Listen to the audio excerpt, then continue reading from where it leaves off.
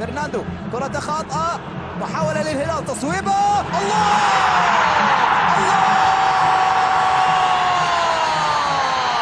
عادل هرماش، ولكنها على الطريقة البرازيلية، لكنها على الطريقة العالمية. عادل هرماش لتصويباته غابت من زمان، ويعود الزعيم ويعود البسمة لجماهيره من خلال هدف رائع، من خلال هدف خيالي، هدف كل ما تقول عنه من الوصف قول، هدف جميل، هدف رائع جدا لعادل هرماش من الانطلاقة واحدة، أخذها في الزاوية 90 وضعها على زاوية صعبة على وليد عبد الله،